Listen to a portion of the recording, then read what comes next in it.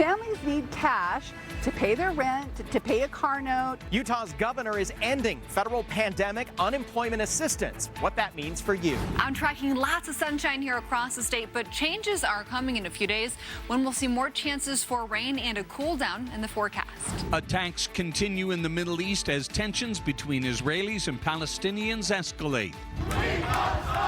We just want peace. We want to stop dying. Today at 5, a protest in the streets of Salt Lake City with a message about the ongoing violence. I swerved to miss an animal in the street, overcorrected, and we flipped 2.5 times. The story of 4 girls in a nasty car crash. Why one of them walked away while the other 3 suffered major injuries. And a Utah woman moves next door to the man who once arrested her. But there's anything but bad blood between these two. We'll show you their incredible story.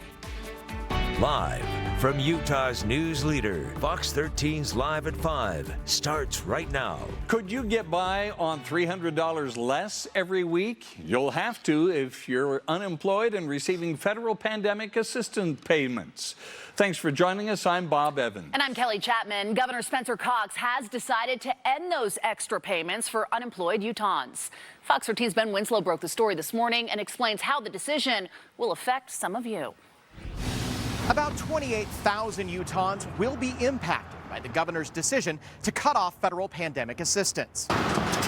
Utah's economy is red hot. We currently have the nation's lowest unemployment rate at 2.9%.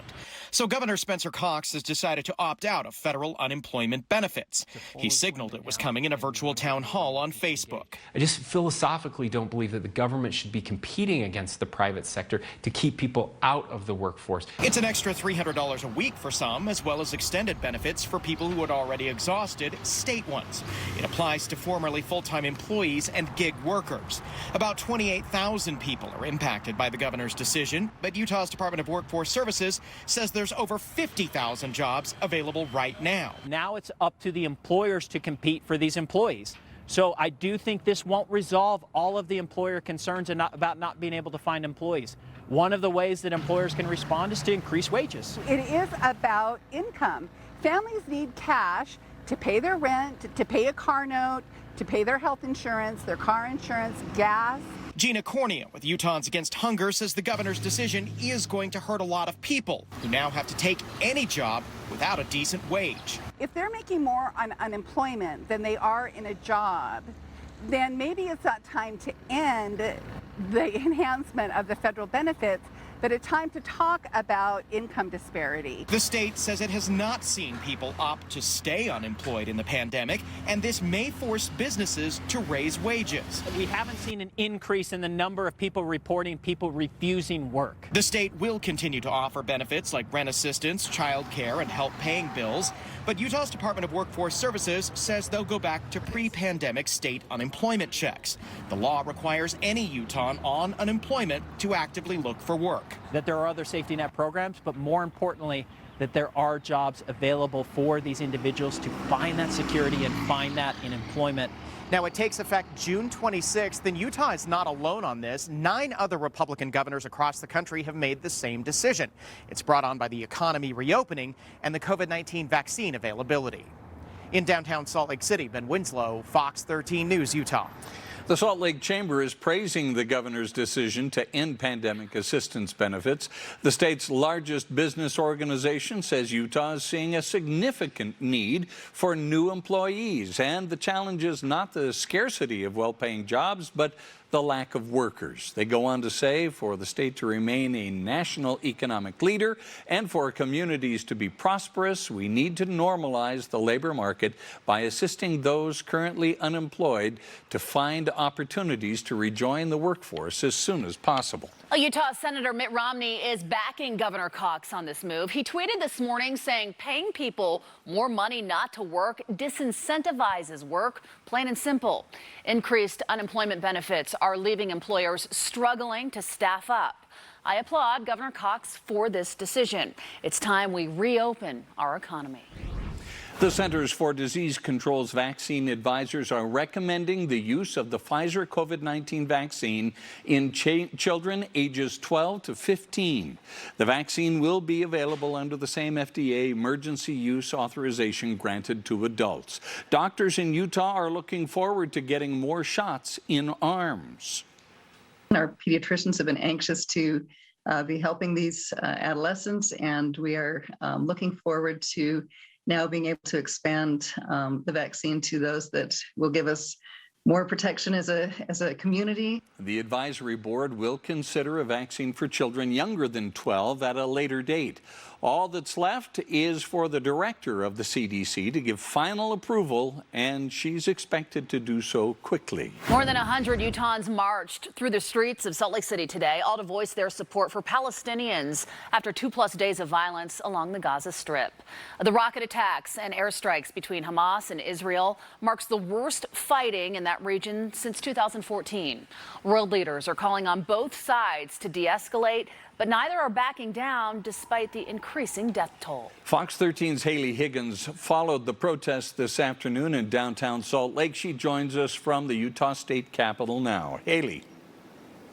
Yeah, the protest went on for a few hours today. They first gathered at Washington Square and then made their way up here to the state capitol carrying flags and holding signs. Now, the conflicts between the Israelis and the Palestinians boiled over this week, escalating into one of the worst rounds of violence between the two in several years. Organizers of the rally say the basic rights of Palestinians are being ignored.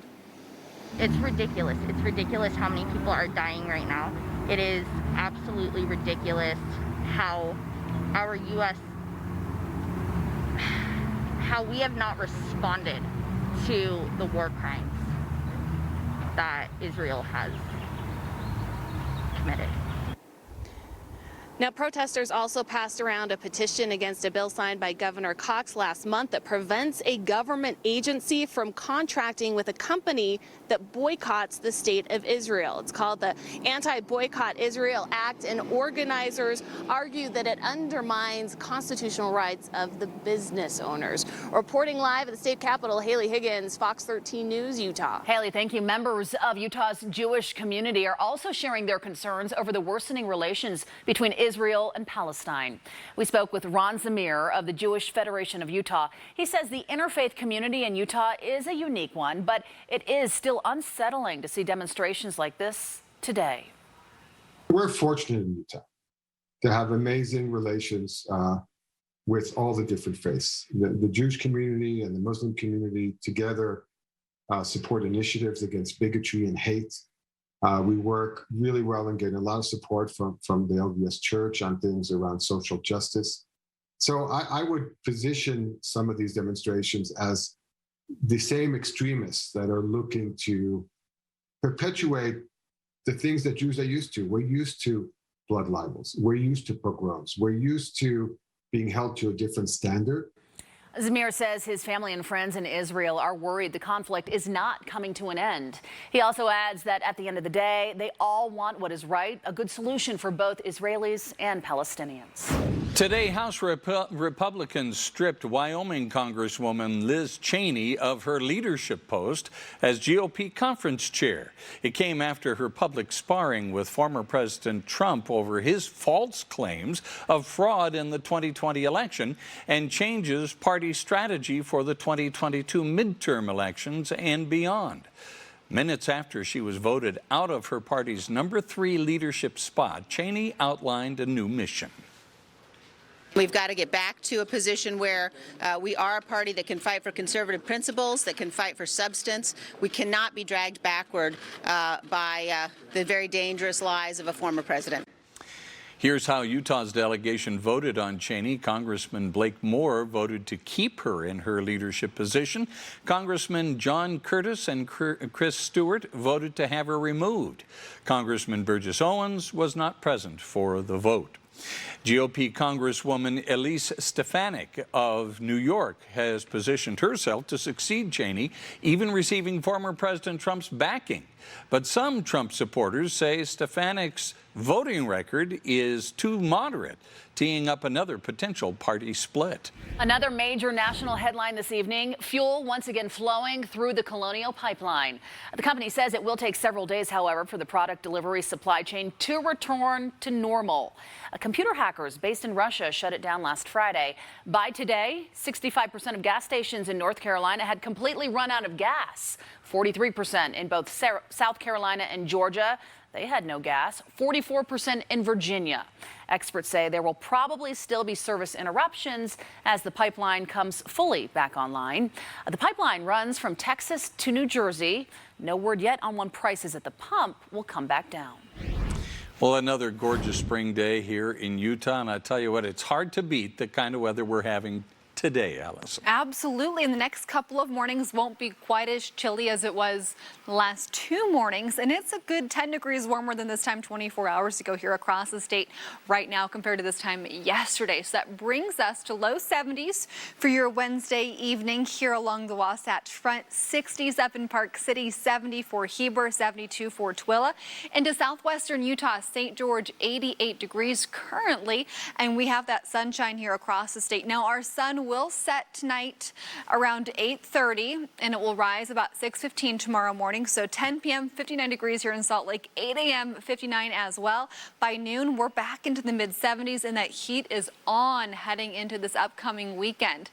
By Thursday and Friday, we're going to have those warm temperatures, and then as we get to the weekend, we'll have a little bit of a cool down. But for the rest of the night here across the state, we're tracking lots of clear sky for you. Coming up later in the hour, let's talk more about our next storm that's going to be arriving this weekend. We're going to see fire concerns and also some areas of blowing dust. I'll have the timing and details coming up. Thanks, Allison. Still to come, it's a stench that West Valley City residents have dealt with for years. Now the company thought to be responsible wants a lawsuit thrown out. We'll explain why. And see how a Washington County boy is making a difference in so many people's lives after losing his own.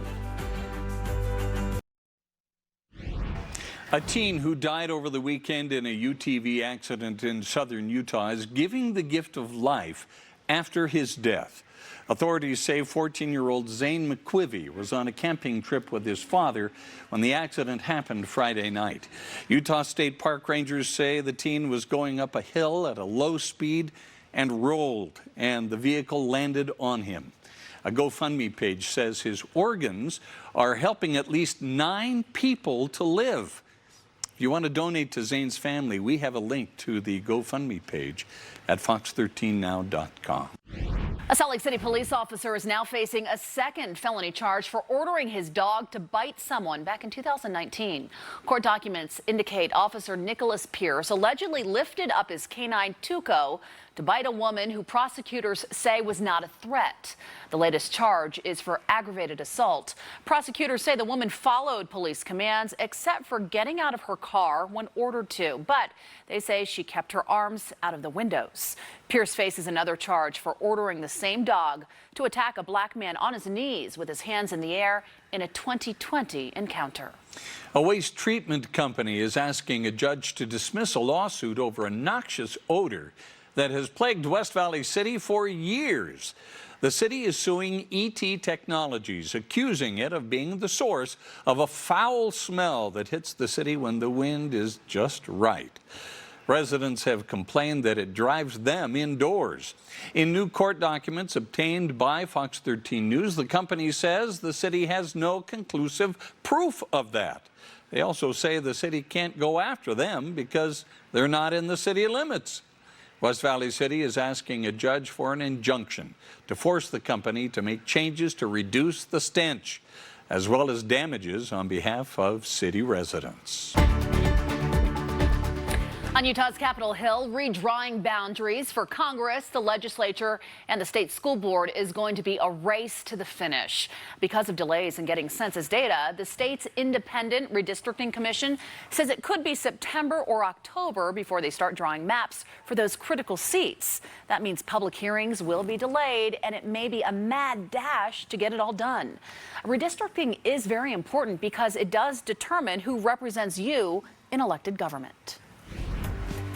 2 organizations are coming together to get vaccines to more areas of the state. Who they are and how to find them, coming up. And in southern Utah, they are still cleaning up after one bad decision 65 years ago.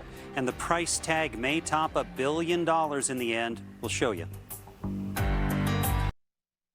New at 5, crews now cleaning up a massive radioactive tailings pile in Moab right next to the Colorado River, which provides water to tens of millions of people downstream. Fox 13 News is partnering with the Water Desk at the University of Colorado to look in depth at where the project stands right now. Max Roth joins us with the story. Max? Yeah, this is a project that goes way back. Before Moab was a mecca for outdoor recreation, it was the hub of Cold War uranium mining. And in the rush to process the ore for nuclear weapons, they made a terrible decision we're still paying for. The mill construction started in 1956, a place to process one of the most dangerous elements on Earth, uranium, for America's nuclear arsenal. The site right next to the Southwest's most important waterway, the Colorado River. When they established a mill, there wasn't very much thought given to protecting the river. The river that provides water to tens of millions of people and millions of acres of crops downstream. The process left behind waste products and tailings. That's a radioactive sand-like material that was 80 feet thick by 1998 when the mill owner went bankrupt. That left the federal government responsible for the toxic mess. So we're trying to protect basically the downstream constituents from this water flooding onto the tailings and moving it downstream. The process, digging up the tailings, hauling them in steel containers, and disposing of them at a site far from waterways about a mile north of I-70 near Crescent Junction. They're capping it with 9 feet of native soil and rock. On Google Earth time-lapse in 2008, this is the desert near Crescent Junction, transformed by 2020 into a new landfill. It's the perfect area for a disposal cell. If you were to pick one in the United States, it's very arid out there, very limited rain, very limited vegetation. For now, the mill site has groundwater wells to remove the uranium, ammonia, and other contaminants before they reach the river. So it's been more than a decade of cleaning up, and that has cost $600 million already. They expect to keep working into the 2030s. They say the final bill will be around $1 billion. After it's declared safe, Moab gets to decide how to use the site. Live in studio, Max Roth, Fox 13 News, Utah. Well, the heat is on. It is coming much warmer than yesterday, Allison, but this is just the start, really. Yes, absolutely. I was just thinking today, oh man, it's so hot outside, but then I remembered tomorrow and Friday are going to be even hotter. Live look right now from our Salt Lake camera up in the Oakers, facing down towards the Salt Lake Valley. It's 74 degrees currently, and our wind is out of the north at 12 miles per hour. The rest of the evening, your temperatures will be in the 70s through about 8 o'clock tonight, and then your overnight temps will be around 50 to 55 degrees. So we have that clear sky here across Utah currently, and as we head into this upcoming weekend, this is new. This was just issued today, but it doesn't go into effect until Saturday. A fire weather watch for Lake Powell all the way down into Washington County, right at that Nevada border in southern Utah. That'll be until Saturday at 9 p.m. So if you're planning on camping this weekend, something to certainly keep in mind. Temperatures here across our state right now, it's about 70 to 75 degrees. It's a good 10 degrees warmer than this time 24 hours ago and above average. So an average high 71, so we're just barely above average. This morning was below average, and then our sun will set about 8:30 tonight and rise about 6:15 tomorrow morning. But first thing in the morning, overnight temperatures will be in the low 50s, so we'll end up being a cool evening, but pretty mild actually, all things considering, compared to the last couple of mornings at least. And then tomorrow afternoon here across the Salt Lake Valley, we'll have 82 degrees here in Salt Lake. It'll be a gorgeous day, just a hot afternoon. And as I'm looking at this future cast, we're going to have a few clouds at times heading into the next 48 hours. And also we could see some areas of drizzle. This will be just some unsettled weather as we wrap up the week. Our next low pressure system really impacting us for this upcoming weekend. We'll have that wind kicking up on Saturday. That's why we're going to have the fire watches for southern Utah and also the potential for areas of blowing dust. Overnight temps will be about 35 to 45 degrees for a lot of the state. However, Wasatch Front, one of the warmer places where it's going to be about 50 to 55 for Salt Lake and Ogden. St. George, 63 tomorrow morning at 6 a.m. A warm start there. Now, tomorrow afternoon, our temperatures will be around 70 to 80 here across Utah. St. George in the 90s, and it's going to be pretty warm. St. George, Thursday, tomorrow, 95 for high. Friday, 94. Mostly sunny and windy on Saturday. That chance for some blowing dust Saturday night. And then low 80s for Sunday and Monday. Back close to 90 for Tuesday. Overnight temperatures around 60. Same thing for the Wasatch Front for our overnight lows. Not too bad the next couple of mornings. We'll have low 80s for Thursday, Friday, and Saturday. Chance for some isolated thunderstorms this weekend and upper 70s for Monday. So Monday's a Monday to look forward to. Coming up in the next full forecast, we'll talk more about that chance for some showers and thunderstorms this upcoming weekend. In 2020, an estimated 61 additional lives would have been saved if everybody would just wear their seatbelts. A campaign to encourage Utahns to buckle up is about to begin. We'll show you just how much you're likely to die in a car crash if you don't wear your seatbelt. The man in this photograph once put this woman behind bars. Now they're neighbors. What she says about her life-changing experience thanks to a run-in with this law enforcement veteran.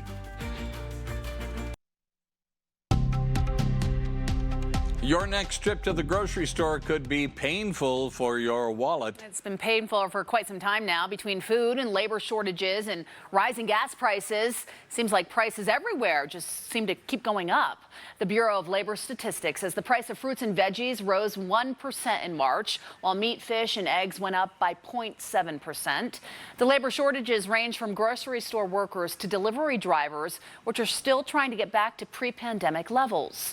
Severe winter storms also hampered the supply of certain items. Add Applebee's to the list of restaurant chains offering incentives to get people to come to work there. And they're using food. Applebee's is hosting a national hiring event next Monday at 1,600 locations. The goal is to add 10,000 employees. And to do that, Applebee's is offering people who interview a voucher for one free appetizer. They're calling it an Apps for Apps program. Vouchers will only be given to interview candidates who are 18 years old or older. Carnival Cruises still waiting a bit longer to set sail. They're now scheduled to hit the open seas in July. A total of 3 ships are expected to sail from Florida and Texas. The ships, they've been docked since the pandemic began last year. Just last month, the CDC finally granted permission for the cruises to resume, with safety precautions, of course. 98% of a ship's crew and 95% of passengers must be fully vaccinated to get the green light. YouTube is ready to dish out some serious dough to content creators. They announced a $100 million fund yesterday to pay the most popular creators on its new short-form video product. Shorts is YouTube's first response to popular short video platforms like TikTok. Just like the name implies, Shorts are quick, attention-grabbing videos which users can shoot, edit, and upload using the YouTube app on their phones. The company will reach out to creators of the most popular shorts in the coming months. U.S. stocks fell today, giving the Dow and S&P their steepest 3-day declines in nearly 7 months. A sharp rise in consumer prices that we told you about yesterday heightened concerns that interest rates could be headed higher. The Dow plunged 681 points today to close at 33,588. The Nasdaq dropped 358. The S&P shed 89. He is charged in the riot at the U.S. Capitol today. This Utah man is back in jail, accused of violating the terms of his pretrial release. Details straight ahead. And they were almost killed in a crash when they were not wearing their seatbelts. See what they're saying today. The unlikely story of a woman who was arrested moving in next to the officer that arrested her 10 years later. On Fox 13, Spencer Joseph will share the incredible story of hope coming up.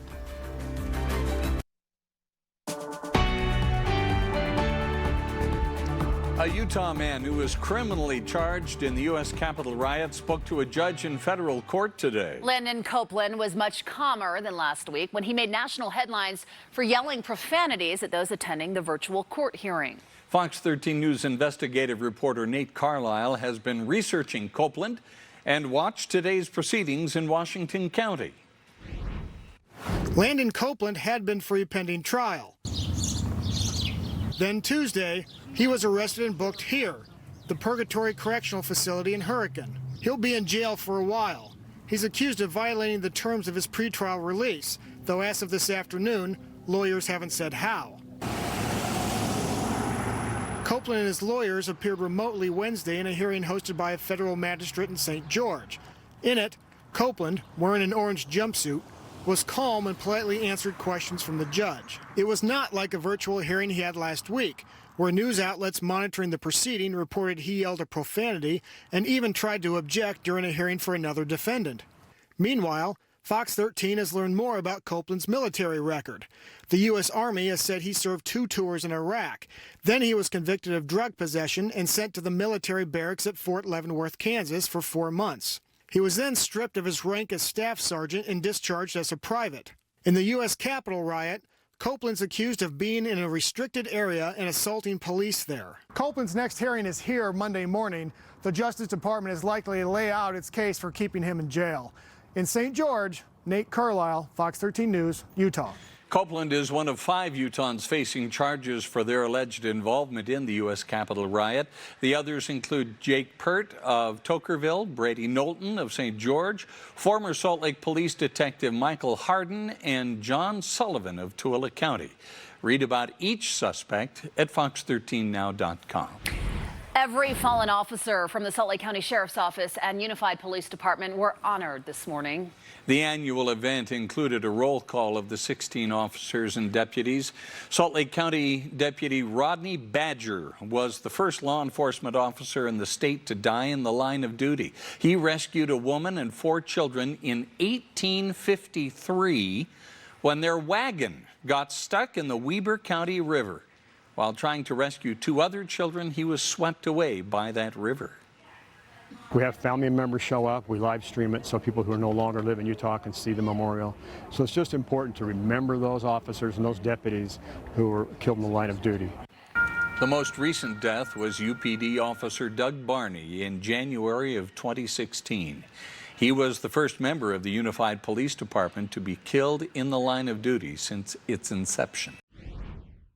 It's a miracle that we're all here. Ray McCurdy's 3 friends almost died in a crash where they were not wearing seatbelts. Today, they're sharing a warning. It's part of a push to get Utah drivers and passengers to buckle up. Fox 13's Sydney Glenn shows us the danger of disregarding the seatbelt.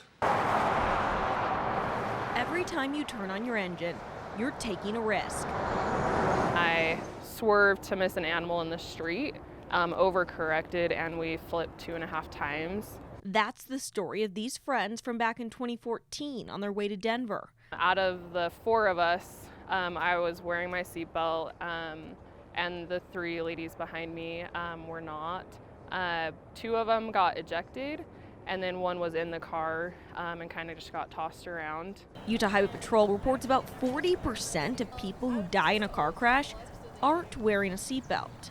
In 2020, an estimated 61 additional lives would have been saved if everybody would just wear their seatbelts. 61 lives could have been saved.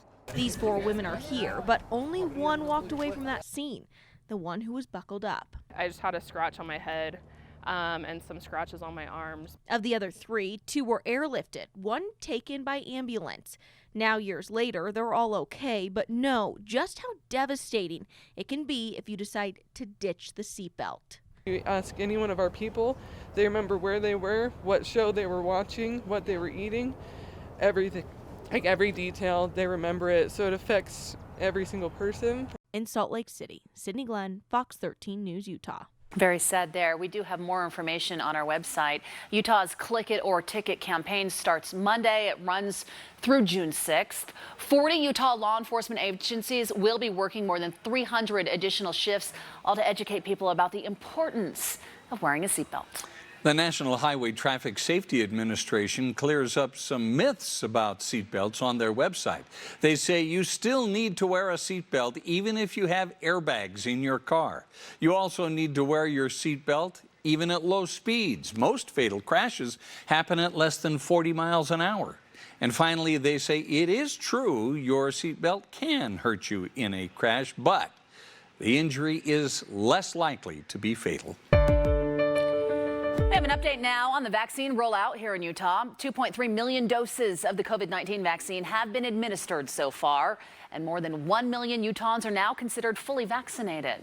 A mobile clinic will now bring COVID-19 vaccines to communities all around the state. The wellness bus, known for offering low or no-cost chronic disease screenings, will also offer either the Moderna or Johnson & Johnson vaccine through the end of the month. The partnership between University of Utah Health and Community Nursing Services will provide the vaccines to areas that might otherwise have a difficult time in getting them.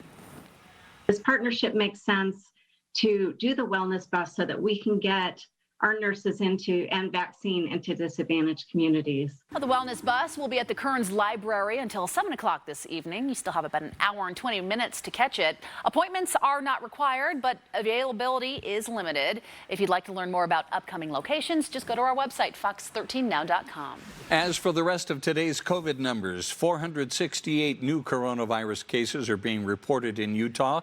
13 more Utahns lost their lives to the virus. 12 of those happened before April 12th. The 7-day positivity rate is 6.5%. But it has brought a wave of new hope and opportunity for our community.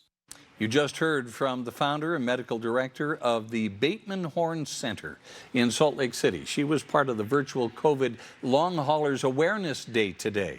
It came as doctors and researchers continue to learn more about the long-term effects of COVID-19. Those living with lasting side effects of the virus could develop an illness that falls under the category of chronic fatigue syndrome. I've had a hard time being discouraged this year. I just get more and more hopeful. This will create a better prognosis and faster progress for long COVID sufferers. The Bateman Horne Center is studying people who have long COVID in hopes of getting a better understanding of the disease and whether there are similarities to chronic fatigue syndrome and fibromyalgia. Coming up, the price of gas is the highest it's been in 7 years. What some say is causing the spike and how long it will last. Plus, Utah homeless resource centers are getting a multi-million-dollar funding boost. How the community made it possible. And it's a nice day today, but I'm tracking a lot of heat in the coming days, plus some more chances for rain and blowing dust and fire watches. It's all coming up in the forecast.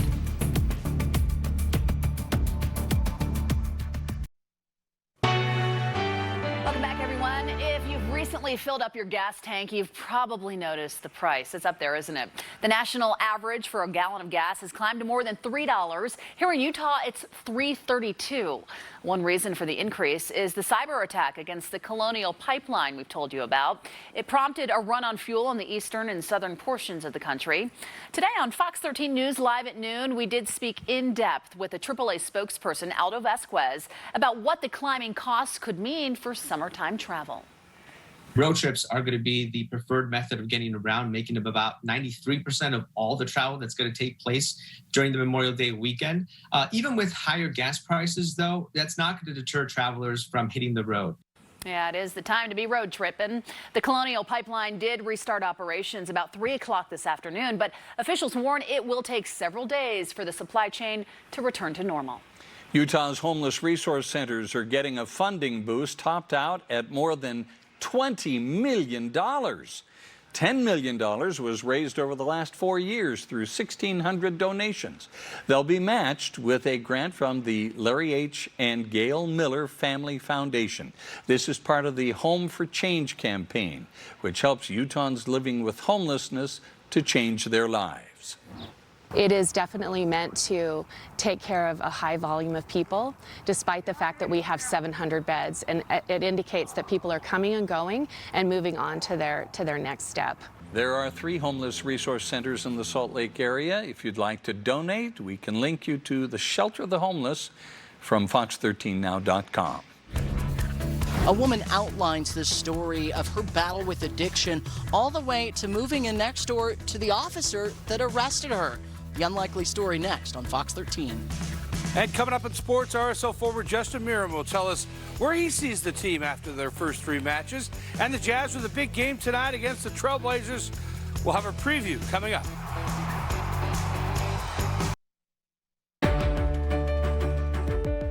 The story of a Utah woman becoming good friends with the law enforcement officer who once arrested her is going viral. That's a good story. Today, Fox 13 Spencer Joseph spoke with the pair who have a message of hope for those who are dealing with addiction. This story all starts with a woman named Jessica Butterfield, who just posted on Facebook a story about her battle with addiction to then becoming friends with the officer that arrested her 10 years later. And even more than that, they also became next-door neighbors. That officer that arrested her was Utah County Sheriff Sergeant Spencer Cannon. Now, Butterfield admits that she struggled with addiction and drug use earlier in life, but because of the bad path she was going down, she turned her life around to raise a family, and that family moved in right next door to Sergeant Cannon. The two became good friends, and now, thanks to a Facebook post of their story, have become a source of inspiration to others dealing with addiction. And for me, it's just shown that anybody can find recovery, that life can change, our circumstances can change, and you can find really good things. And I mean, I found a great friendship with a neighbor and his wife, where I once didn't like him because he sent me to jail. Now we're good friends. So the two at first didn't actually know that they had known each other from about 10 years prior in much different circumstances when they moved in next to each other. So coming up on Fox 13 Live at 9, we'll share more of how they found out that they had actually run into each other, plus more on their message to others that are struggling with things right now. Spencer Joseph, Fox 13 News, Utah. Almost a year after the death of former Utah Jazz head basketball coach Jerry Sloan, he's being remembered for more than just basketball. Fox 13 News went to Sloan's hometown, McLeansboro, Illinois, to find out how he and his late first wife, Bobby, are still having an impact there. The boys basketball coach for Sloan's old team, the Hamilton County High School Foxes, still runs a lot of the Jazz's plays. And at the high school, Jerry Sloan's trophy case sits right next to that of his son, Brian, who in 1984 was voted Mr. Basketball in the state of Illinois and carried the Foxes to a state championship. It's kind of cool, honestly. I have a bunch of friends from other places, and you talk about Jerry Sloan. They all know him as the Jazz coach, but I know him as the dude from McLeansboro that played basketball. Yeah, the dude from McLeansboro. We'll show you the charitable contributions the Sloans have made to McLeansboro over the years and what's happening with the family home there. This incredible story is coming up tonight on Fox 13 News at 9. Can't wait to see that. Well, check this out. An 11-year-old girl battling cancer got to live out a dream today at Utah's Hogle Zoo, all thanks to the Make-A-Wish Foundation. Michaela Browning got to learn the ins and outs of being a zookeeper. Look, she's very official looking, dressed for the part with the hat, vest, backpack, even a name tag. Her first stop was this, feeding the giraffes. This certainly has been a nice distraction for Michaela. At just 13 months old, she was diagnosed with a rare form of liver cancer. Then it was last year she finally received a liver transplant. It didn't look good then. Several miracles later, she's here.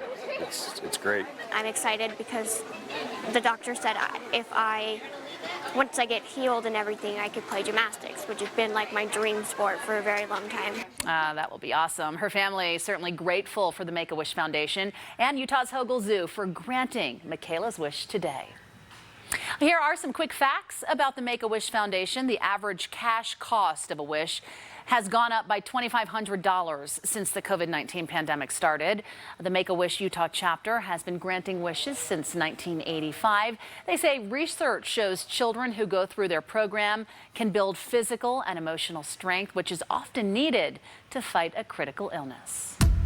Well, I'll tell you what a beautiful day to be at the zoo or anywhere outdoors today. Oh, yeah. Allison? Yes, absolutely. And hopefully you'll have some sort of shade if you're going to be outdoors tomorrow, because it's going to be even warmer. Right now, it's 74 degrees here in Salt Lake. Full visibility, and our wind is out of the north at 12 miles per hour.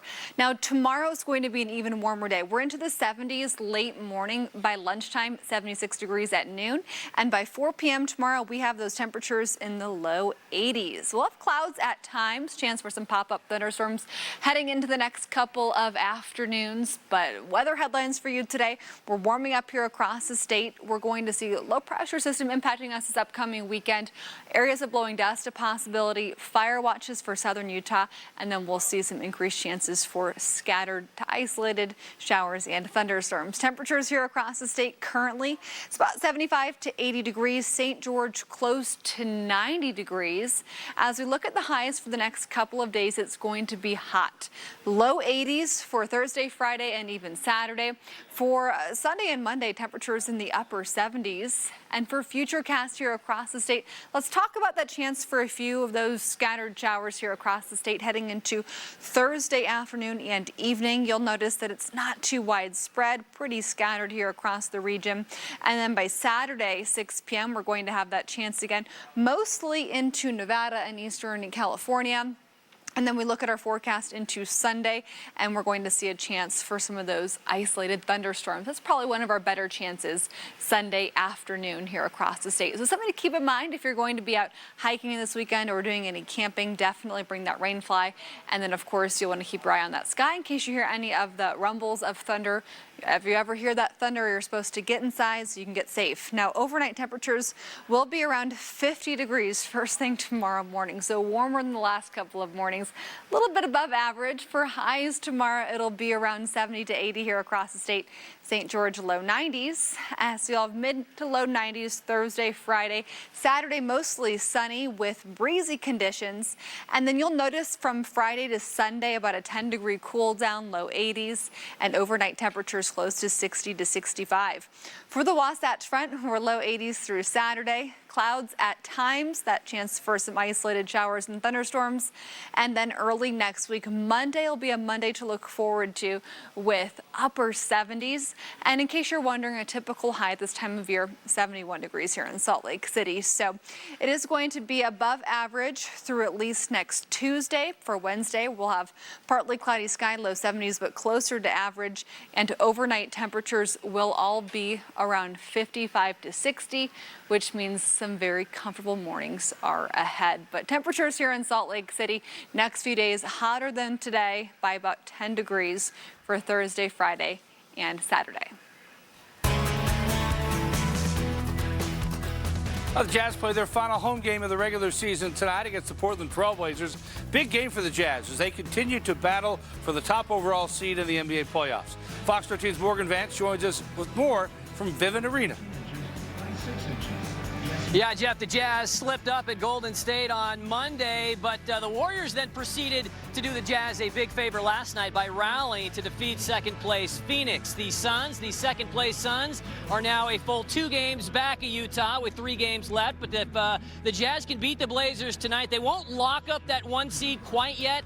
But what they will do is have at least a share of the best record in basketball when this thing is all said and done on Sunday. And you got to be impressed by all of that, considering that the team's leading scorer, Donovan Mitchell, has missed the last 13 games. Mike Conley sitting nearly as many with his own injury. Utah scrapping by without their starting backcourt, going 6-2 with those guys on the bench. Joe Ingles says it's nice to have proven depth, allowing the Jazz to survive during injury-plagued periods of time like this one. We haven't been really struggling or anything like that at the moment without those guys. We've been able to, everyone kind of picks it up. George comes in and starts. We do a few different things. And when they come back, it'll almost be more normal, I guess. Like, I'll go back to the bench, George will go back to the bench, we'll get those guys back, we'll get in that rhythm. So it might take a shoot around or a practice or something, but I think they'll slot back in seamlessly. Don has been ruled out for the rest of the regular season. As for the Blazers, they're the hottest team in the West right now, winners of 8 of their last 9 games. Could be a tough one tonight. From the Viv, Morgan Vance, Fox 13 Sports. All right, thanks, Morgan. Real Salt Lake will host Nashville this Saturday after losing their first match of the season to San Jose. They did have that incredible goal by Rubio Rabin, but that was their only goal. They had other opportunities, but they missed them. Justin Miram had 3 gate scoring chances, but he feels like RSL's been solid through their first 3 games of the season. Overall, you look at the body of work in that game against San Jose, and you have to be pleased, and I think everyone played exceptionally well. We were building off momentum from the first 2 games, and you know, obviously it's unfortunate, but we're still pretty confident in the way we've been playing this year. And you know, I'm sure, you know, a lot of people, whether it's media or teams outside, you know, our locker room are seeing that as well. So close there. Former Desert Hills High School star Penei Sewell will miss the Detroit Lions rookie training camp after he tested positive for COVID-19. The 7th overall pick in the NFL draft said on Twitter that he really wished he was heading to his new home for the minicamp with his new teammates and coaches, but he's looking forward to getting to Detroit as soon as he is cleared. And he'll be dancing all the way there. We'll be right back. What do you think of this, Cal? Oh, I like it. Is down at Knutson Corner. You hadn't ever heard of in Colville? This isn't Colville. No, this is Old Mill. Cottonwood Heights. Old Mill. Old Mill. Who said Colville? Colville. That's not Colville. Old Mill. Beautiful day, sunny skies, nice warm temperatures. Allison, it's going to get warmer over the next few days. Yes, 80s for tomorrow through Saturday. Ooh, who's got a pool? Anybody? I got a shovel. Close enough. We'll see you at 9 o'clock. Start digging them up.